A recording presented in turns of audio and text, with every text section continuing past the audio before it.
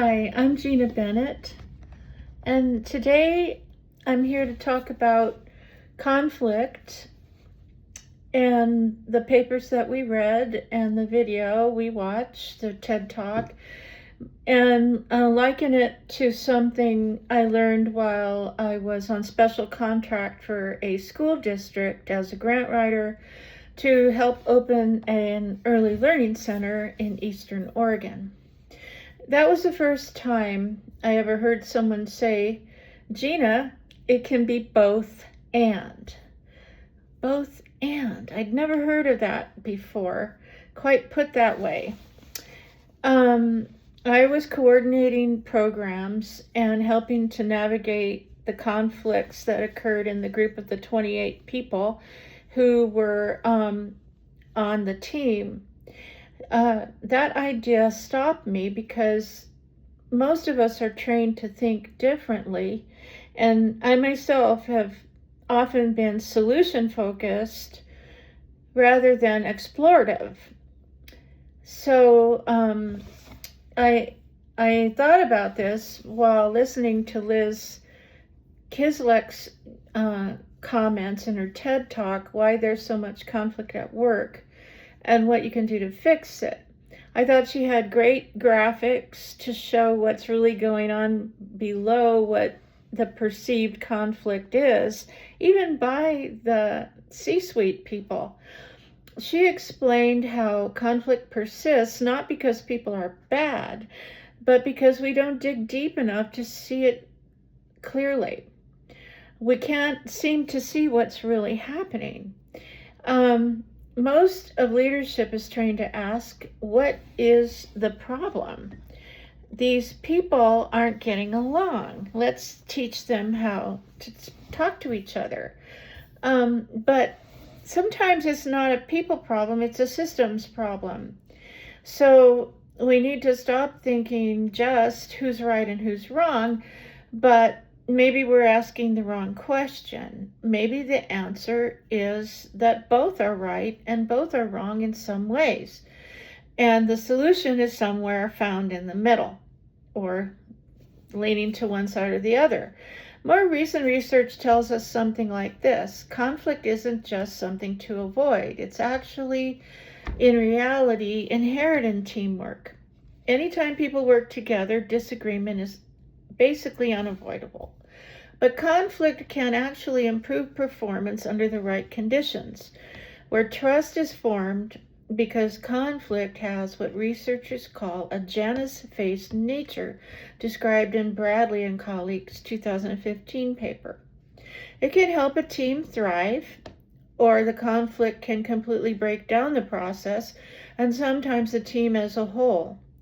Which recalls to mind what Tuckman wrote about storming in some of our earlier readings.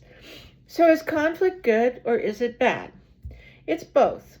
And that brings me back to the both and concept that I learned while working for the superintendent of schools to open the Baker Early Learning Center.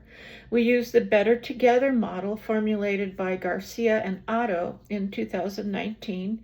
It's no wonder that the collaborative team I coordinated was made up of educators, special ed educators, executives from DPHHS and Eastern Oregon University Head Start, along with CEOs and clinical staff from two different healthcare systems.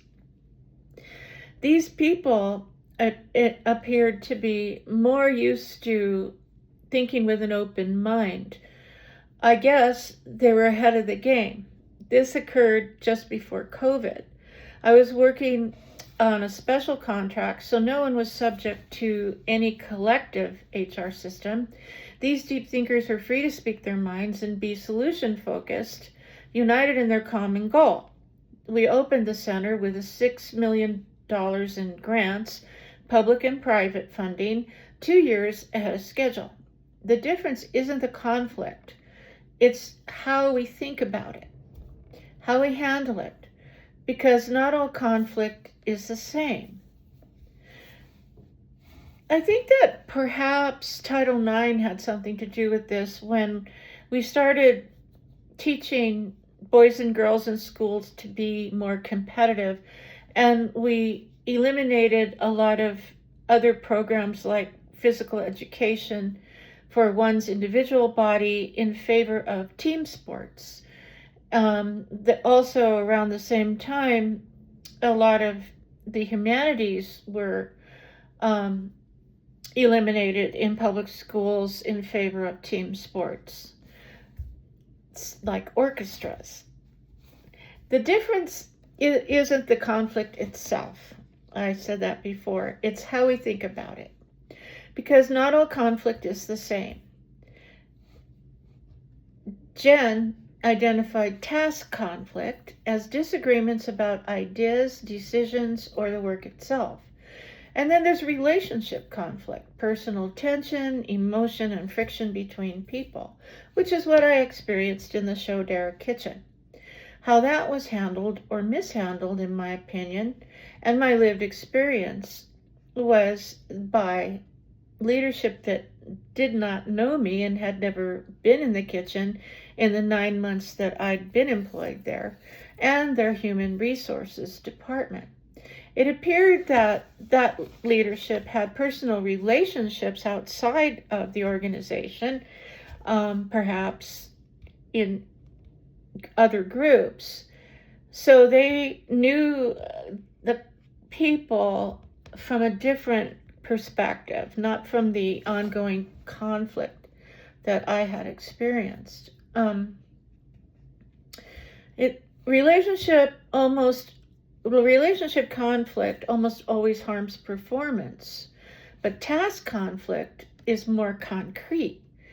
When teams are working on complex problems and the work requires thinking, decision making, brainstorming, and creativity, task conflict can lead to better outcomes, like when I worked with the Baker Early Learning Center collaborative team.